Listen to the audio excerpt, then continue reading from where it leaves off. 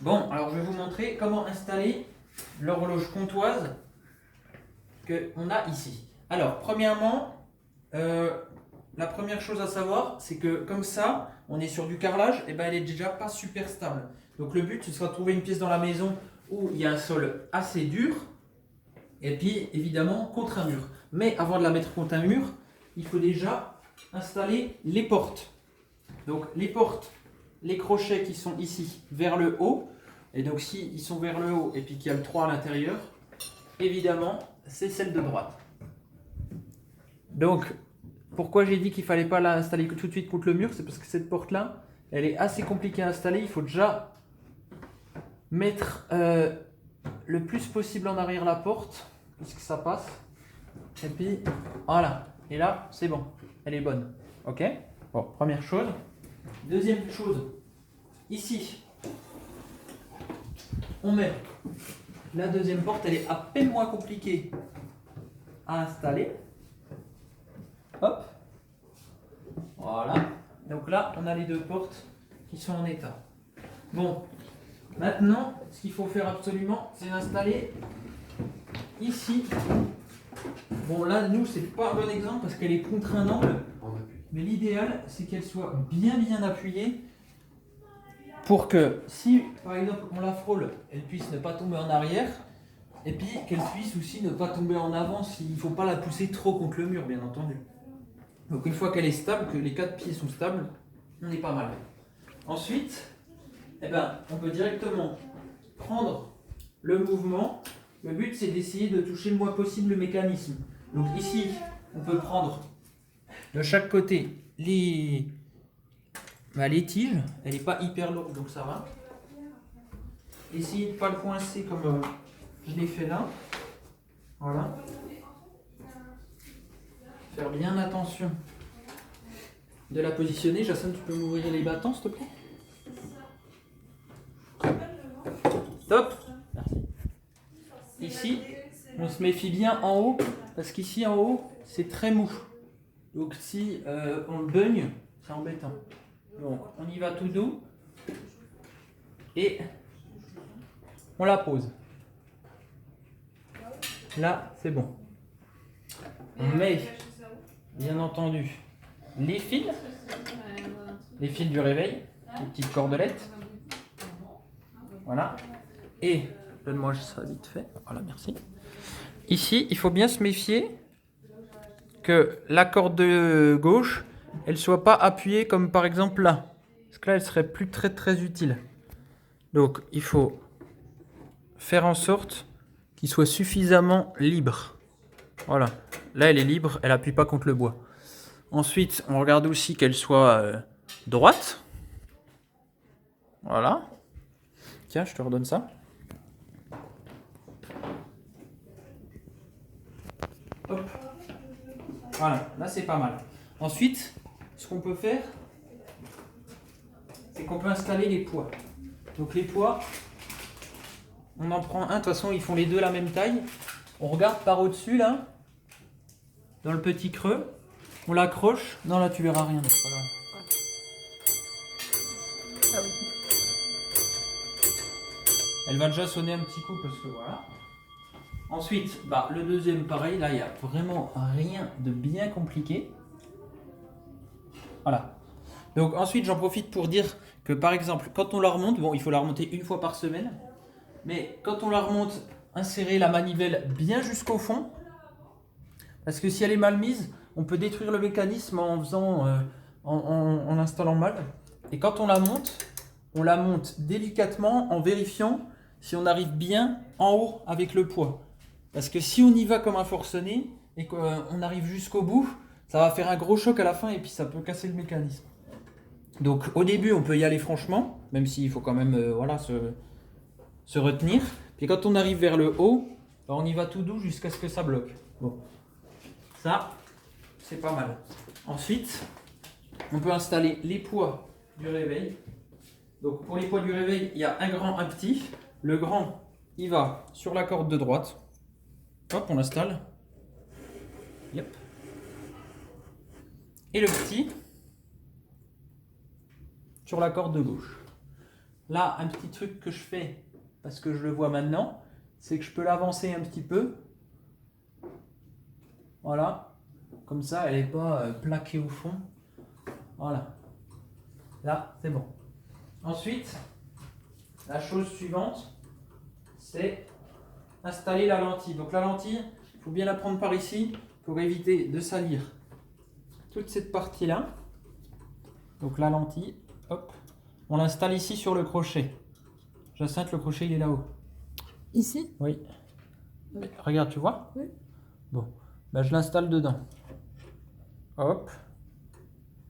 Ensuite, là, il faut bien écouter. Je vais faire le clic-clac. Papa, faut juste pas faire de bruit parce que là, je vais faire le clic-clac. Écoute. Chut.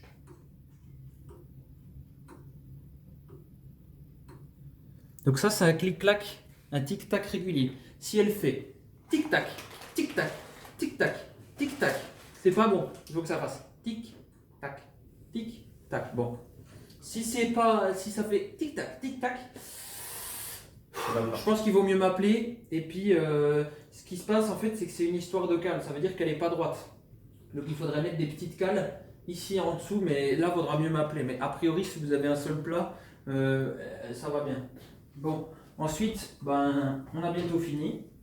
On peut installer la plaque ici à droite. Hop.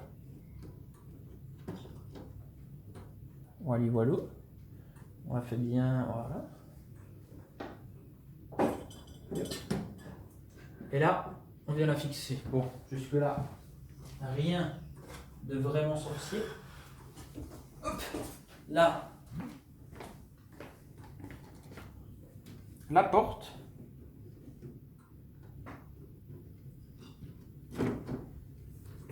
On vérifie que en bas, il soit bien dedans. Voilà. Ici, on la plaque. Bon, jusque là, on est pas mal. Ensuite, la mise à l'heure. Donc, une fois qu'il y a bien le tic-tac qui bat, que les poids sont remontés, on a déjà presque fini.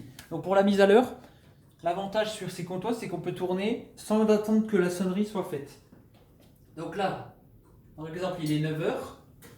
Je prends la grande aiguille et je la fais tourner jusqu'à ce que je sois à la bonne heure. Donc là, j'en ai pour un moment.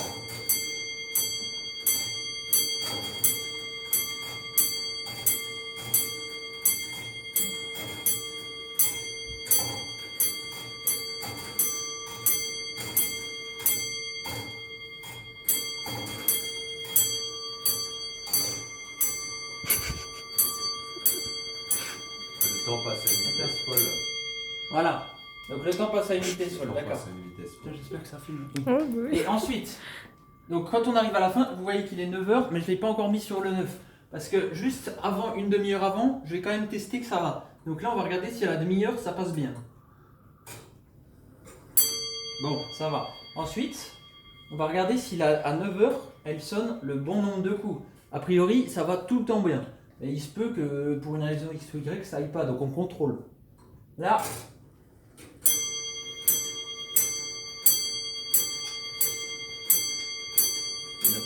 Bon, aucun souci. Donc là, c'est qu'elle va très bien. Ensuite, l'histoire du réveil. Ça, je vais juste prendre le téléphone pour montrer. Ici, on a un petit rond. Donc ça, c'est le petit rond du réveil. Ce petit rond, il se tourne toujours dans le sens des aiguilles d'une montre. Ici, si vous regardez bien, dans le petit trou, eh ben, il y a des chiffres. Ces chiffres, c'est l'heure à laquelle le réveil va sonner. Donc, quelle que soit la position de l'aiguille des heures, eh ben, il faut toujours mettre l'heure, enfin le chiffre là-dedans, c'est ça qui correspond à l'heure où le réveil va sonner. C'est un tout petit peu plus compliqué que ça, c'est-à-dire que, mettons, je voudrais qu'il sonne à 3h du matin, parce que je suis matinal. Donc, je le tourne. Il y a un moment où il est à peine plus dur que le reste. Donc, je le tourne, on met avec les ongles. Bon, alors attends. Là, il y a la répétition qui sonne. On va attendre qu'elle termine. Voilà. Donc, ici, je vais le mettre à 3h. Mais, ici, 3h, ça va pas sonner à 3h, ça va sonner à 2h30. Parce qu'il y a un petit souci. Je ne sais pas si ça a été à la fabrication ou comme ça. Mais sur le 3, c'est pas tout à fait, ça, il va pas tout à fait sonner à 3 heures. Donc ce que je fais, c'est que je le mets entre le 3 et le 4. Donc c'est-à-dire entre l'heure à laquelle je veux que ça sonne et l'heure suivante. Donc pile entre les deux, donc presque on voit plus on voit ni l'un ni l'autre de chiffres. Et là, il va sonner à 3 heures. Mais bon, évidemment, ça suffit pas. La dernière chose à faire, c'est de remonter. Tiens, Jacinthe, tu peux filmer s'il te plaît. C'est de remonter le poids des réveils. Donc, viens voir. Ce qu'on peut faire, c'est que pour éviter les accidents, on arrête un petit coup le balancier. On prend dans chaque, en serrant entre les deux, entre l'index et le majeur. Et là, on va remonter le gros poids jusqu'en haut. Si je le lâche d'un coup, il y a tout qui va tomber. Donc je le lâche délicatement et je fais comme un petit mouvement comme ça jusqu'à ce que ça se bloque. Une fois que le grand poids il est bloqué, c'est bon. Ça sonnera à 3 heures. Ensuite, je relance, bien entendu, la lentille et puis le balancier pour pas que la pendule s'arrête. On contrôle bien l'heure. Il est à peu près 4. Je vais le mettre sur le 4. Voilà. Et ensuite, à 3 heures, ça sonnera. Ça se peut qu'au bout d'un moment, le poids des réveils, puisque je ne sais pas pour quelle raison, il peut s'arrêter, il peut arrêter sa course pas tout à fait en bas. Donc il lui reste encore un peu de temps à sonner. Donc pour éviter les sursauts et tout, il vaut mieux, une fois qu'il a sonné, on contrôle si le gros poids il est tout en bas. S'il n'est pas tout en bas, vous pouvez le descendre à la main en le poussant, en le tirant comme ça, jusqu'à ce qu'il soit à terre comme ça. Il ne risque pas, avec une petite secousse ou autre, il risque pas de se déclencher tout seul. Et puis bon, là pour l'expérience, je vais l'enlever parce que cette nuit, j'aimerais pas être réveillé à 3 heures. Donc je vais le faire descendre. Hop. Voilà. Je referme. Et puis c'est terminé. Voilà. Merci Joseph.